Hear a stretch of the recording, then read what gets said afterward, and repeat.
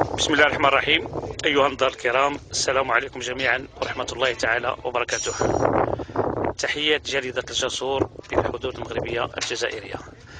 الآن معنا الأخ الاسم الكريم بكاي. سي البكاي. البكاي واش؟ مداح. البكاي مداح. البكاي مداح من الآن هذا المكان اللي احنا متواجدين فيه كيف سميتو؟ سميتو دوار الغلاليس. دوار الغلاليس. هذا دوار الغلاليس، يعني هنا فين وقعت الجريمة ديال هذا الصباح. وقعت الجريمة تاع الأخ ديالي. الأخ ديالك هذا الصباح ضربوه العسكر الجزائري في هذه المنطقة، قلت لي في هذه الحدود هنا. هذا القدرون اللي كيبعد على المنزل ديالكم بحوالي 200 متر، وكيبعد على الشرطه، لان دوك الديور اللي كنشوفهم الان هذوك الديور ديال الجزائر، وكيبعد على الشرطه بحوالي 200 متر. يعني القدرون جا في الوسط. يعني ضربوا الاخ ديالك. شحال كانت الساعه؟ كانت 10:04. 10:04. ضربوه بالقرطاس وهو في السياره ديالو من نوع 504. يعني شحال من رصاصه اللي ضربوه بها؟ تيراو عليه 3 رصاص، جوج قاسوه وحده ما قاسه، وحده قاسته اللودن، وحده ضربتها للكتف هنايا. اذا طلقوا عليه 3 ديال الرصاصات، وحده قاستو اللودن، وحده قاستو الكتاف، وهذا هو الاخ ديالك. هذا الاخ ديالك هو والبنت ديالو. للان راه في مستشفى الفارابي في قسم الانعاش كيستناو باش يقلعوا له الرصاصات. اذا علاش ضربوا هذا؟ واش مداري يضربوه ولا علاش ضربوه؟ شكون اللي ضربوه؟ ضربوه حراس الحدود تاع الجزائري. يعني هذا اللي ضربوه تقدر توصفوا لي؟ هذا العسكري طويل. شحال كون عنده معام؟ 24 25. اقل من 25 سنه. طويل ورقيق وبيض. وقلت لك كانوا 3 تاع العسكر. كانوا 3 لقيت هذا. هذا العسكر هذا قلت لك كيستعملوا المخدرات.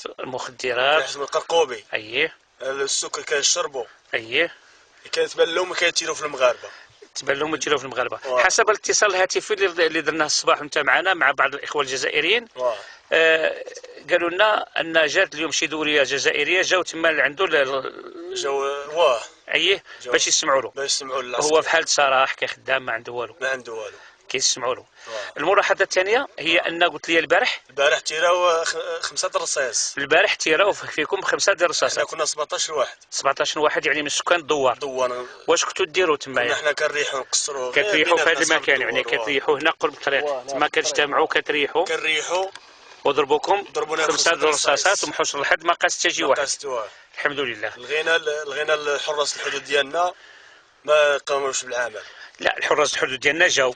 يعني الحراس الحدود جاو وبقاو كيتمشاو في تما وكيديروا المجهودات، لان ما عندهم ما يديروا. واش غادي هذوك 10 في عقل؟ واش غادي يضربوهم؟ ما يمكنش. حنا ناس سلمين ديال السلم. المغاربه معروفين بالسلم. هذوك الا ضربونا احنا ما غاش نديروا عليهم.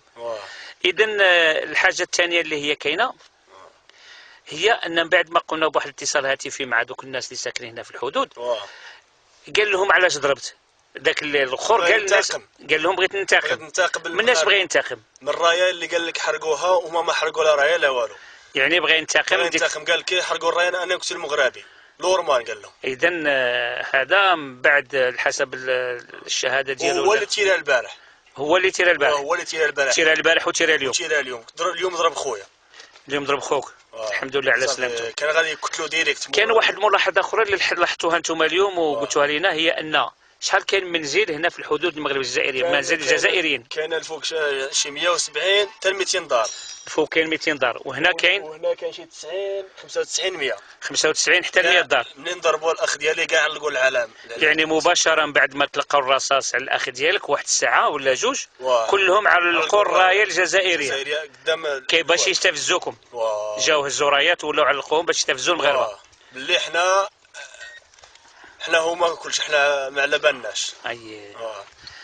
اذا كما شفتوا الان اخوان النظار الكرام، راه معنا الاخ ديال الضحيه اللي هو اليوم في السبيطار الفارابي، ورحنا في المكان اللي وقعت فيه هذه الجريمه من الاخوه الجزائريين. نقول لهم اخوان كيف ما كان الحال هما اخوان، لان واخا واحد فيهم ولا جوج ولا 10 ولا 30 ما عندهم عقل، ما غاديش ناخذوا حنا الشعار ديال 10 في عقل او 10 في عقل. حنايا الحمد لله ربي كرمنا بالصبر وكرمنا يعني بالايمان، وكنعرفوا وعاش الملك وعاش سيدنا عاش الملك. اذا هاد الاخوان كما قالنا الاخ من بعد اتصال هاتفي اللي قمنا به مع الاخ مع بعض السكان في الجزائر، قال لهم هذاك المجرم اللي تلقى الرصاص على المغاربه انه باغي ينتقم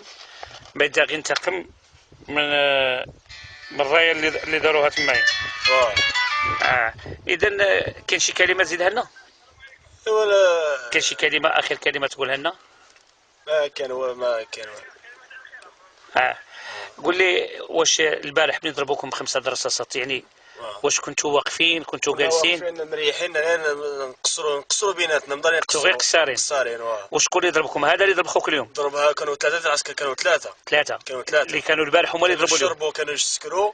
كيناضوا قول المغاربه، وبقيت على المغاربه حرام يصيدوا الحلوف. اذا ايها النظار الكرام، بحال اللي كتشوفوا الان كما قالنا الاخ الضحيه ان العسكر الجزائري البارح هادو هنا. اييه، كي سميت هاد القشله ديالهم؟ تيزنافيت. هاد القشله هادي تيزنافيت، حنا غادي نشوفوها. هذا طلقوا 5 ديال الرصاصات البارح، وطلقوا اليوم 3 ديال الرصاصات، وقاسوا بها، وصابوا واحد فيها، يعني قاسوا واحد فيها. مع الاسف الشديد بهذا الكلام اللي ما مزيانش واللي ما كيعجبش واللي ماشي في مستوى، غادي نقول اللقاء ومع السلامه.